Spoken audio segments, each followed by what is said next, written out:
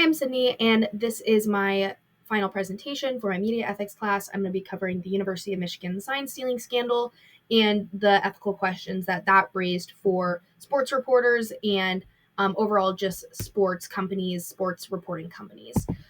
Basically, what the situation was is that in 2023, the NCAA launched an investigation into the Michigan Wolverines football program after discovering that Connor Stalions, one of their staff members, had allegedly purchased tickets to opponents' games and recorded their sideline signals. This is a violation of NCAA rules and prohibit in-person scouting and electronic sign capture. At the time, Michigan was going toward a big college football playoff run. National media outlets, especially ESPN, began quickly reporting leaked details from the investigation. The controversy raised questions about competitive fairness, the extent of head coach Jim Harbaugh's knowledge, and how the media should responsibly cover an evolving high-stakes sports scandal. The situation was one of the biggest scandals of college football in 2023 and 2024, and it really shaped public opinion long before any facts were fully confirmed. So now just kind of a breakdown of how the story developed. The central figure, as I mentioned, was Connor Stalions. He was a low-level Michigan staffer who was allegedly coordinating the entire scouting operation.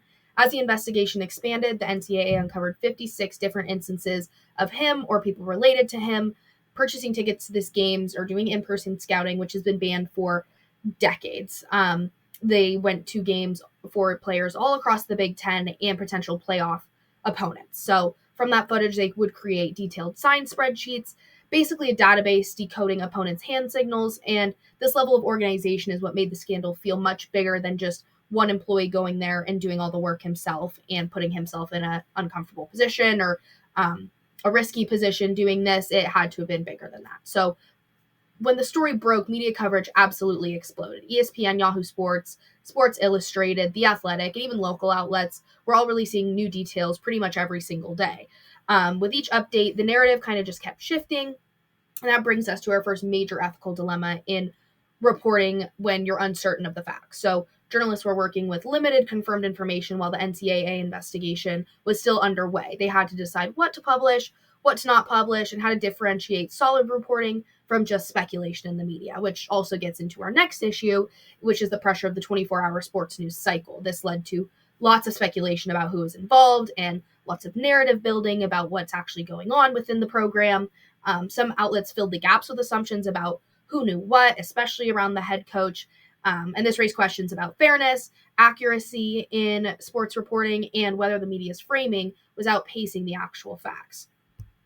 Now, just to kind of get deeper into the ethical dilemmas that came with this case, one involving truth and accuracy. We discussed this in Chapter 2 of the textbook. Because the scandal unfolded in real time, reporters had to balance verification with the pressure to publish updates quickly. The report that broke the story initially was from Yahoo Sports on October 19th, 2023. They released a report that relied heavily on unnamed sources, leaked documents from the NCAA, and just overall incomplete NCAA information. So Sports Illustrated and ESPN picked this up very quickly, some of the major sports reporting platforms, and just kind of raises the question, should journalists prioritize being first to cover a story, or should they prioritize being certain? And our textbook always tells us that being correct is way better than being early to the story, because you don't want to report on things that aren't true. Then in Chapter 4 of the textbook, we talk about the new media and digital landscape of reporting and how that plays a big role in media ethics. Social media, in this case, amplified rumors and speculation faster rather than traditional reporting could. During the scandal, social media outlets and Reddit forums often spread claims faster than reporters could either verify them or, for example, like several videos of Connor Stalions being at the sidelines of games. The Athletic had to go back and debunk these. So that's just a good example of good reporting, debunking these false claims. And it kind of just showed how quickly misinformation spreads when audiences share what confirms their biases, right? So if they believe that Jim Harbaugh is involved, they're going to see a lot of stuff, including the fact that he's involved. And this just played out in real time as viral Twitter threads and Reddit posts were influencing public perception, sometimes before facts were even confirmed. This goes further into minimizing harm. We discussed this all semester, but more importantly in Chapter 5, it's a principle that plays into the context of social responsibility theory of the press. The media had to decide what information should be published while the investigation is ongoing. This dilemma shows up clearly in ESPN's reporting by Pete Thamel. His updates often stated many details that he said were still under investigation, which reflects the ethical principle of minimizing harm, not telling people that these things are fact, and just making sure the readers know that they're still being looked into. This is the balancing act that we talk about in the textbook, the public's right to know versus the potential harm of releasing unconfirmed details and spreading more rumors. So what ethical theories are involved in this? The first one I want to discuss is the utilitarian approach, which is asking whether publishing the information creates the greatest good for the greatest number of people. For example, the Yahoo Sports breaking report by Dan Wetzel and Ross Dellinger revealed the existence of 56 in-person scouting trips. Publishing this made people aware, people like stakeholders aware, fans, teams that were involved. It protected competitive integrity. But utilitarianism also forces us to acknowledge the potential harm, such as individuals that were mentioned that might not be involved, and it could just hurt reputation. So utilitarian might sit there and ask, is it worth it to damage these people's reputation if they're not involved, as long as the people know that this is going on and they should be aware of the fact that Michigan is being investigated for essentially cheating. Next, as I mentioned earlier, we get into the social responsibility theory of the press. This basically just says that the press has to provide context, avoid sensationalism, and act as a public steward, especially in moments of controversy like this. So the coverage in The Athletic by Austin Meek and Stuart Mandel is a really strong example of this. They regularly updated readers with context explaining NCAA bylaws, which were very confusing, and what counts as legal, illegal scouting, and what remained kind of uncertain in this instance. So this type of responsible reporting helps audiences interpret events instead of simply reacting to the rumors that they might see online. Social responsibility theory would also critique the way Reddit and Twitter echo chambers amplify unverified claims, such as accusations of military-grade decoding software, which Michigan did not use, but it was all over Reddit that they had all these different ways of determining these signals, and just even fabricated sideline videos. So because these platforms often prioritize engagement over accuracy, they shouldn't be considered credible sources to get your information. They do not hold the same social responsibility theory as the press does. Lastly, we'll get into virtue ethics, which emphasizes qualities like fairness, restraint, and honesty in reporting. It reflects the values of the reporter. So a good example of this comes from CBS sports coverage, where early pieces speculated that Harbaugh, their head coach, likely knew what was going on, whereas like ESPN would say at the same time, no evidence yet links Harbaugh. So this contrast highlights how virtue ethics encourages journalists to avoid jumping to conclusions so that their readers don't jump to conclusions and take those as facts. So they show moderation and fairness even when the story is highly charged with controversy. And reporters who made it clear what was actually known and what wasn't, they embodied the virtue ethics like honesty and integrity. And especially in a scandal driven by rumor and emotion, this is very important to make sure that as a reporter, you are reporting what is seen as facts.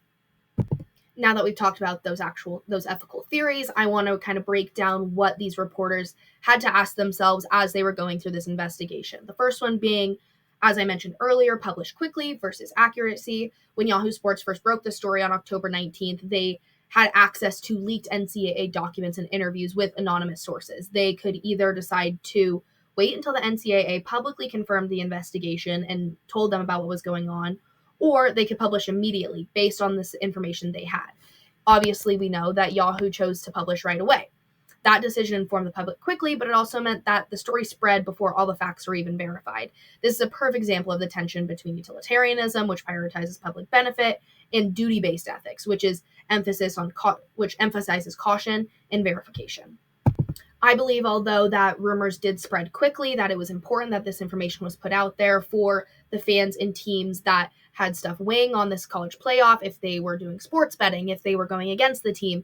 I believe that people deserve to know what they were getting themselves into if they were betting against Michigan or if they were playing against Michigan.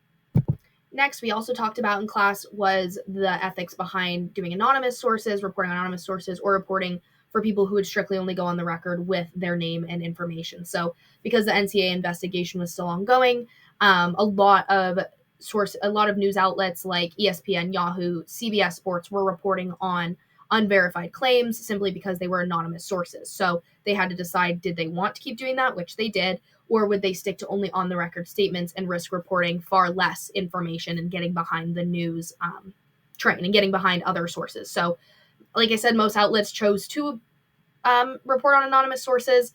I personally don't think this is a very effective way of reporting because I think it leads to more speculation. I think it increased the rumor mill.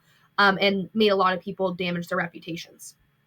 Next, we get more into the social responsibility theory of these questions. So, should reporters correct the misinformation, or should they let these viral narratives spread throughout? So when the story broke, X and Reddit, they had all these unverified claims, like I mentioned earlier, saying Connor Stallions was on the sidelines, and saying they were using military grade decoding software.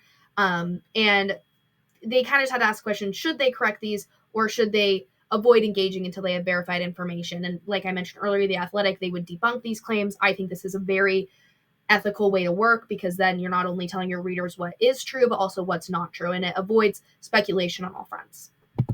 Finally, we get into decisions that come with the virtue ethics. So should reporters provide context, or should they only report on the sensational details that are getting clicks? Basically, The Athletic and ESPN and more credible stations would do context-heavy reporting. NCAA bylaws can get very fuzzy, and people may be confused, so giving that context really helps readers understand.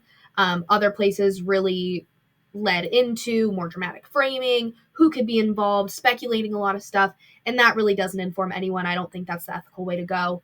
It doesn't really give any people direct information. It just makes them think a little bit more. So in conclusion, what have we learned here? We learned that uncertainty requires some restraint. Reporting on things that you don't really know can have unethical consequences that people can avoid. We also looked at what ethical theories guide reporting, and when we apply the ethical frameworks like utilitarianism, virtue ethics, and social responsibility reporting, we can see where some media outlets went wrong with this, reporting on things that weren't true, leading their audience to believe things that weren't true. And lastly, we looked into social media and echo chambers and how those can turn a story into something much bigger than it is and much more complicated than it is, and damage people and have consequences that should not be there in reporting and should be considered when you're reporting on a story. Thank you.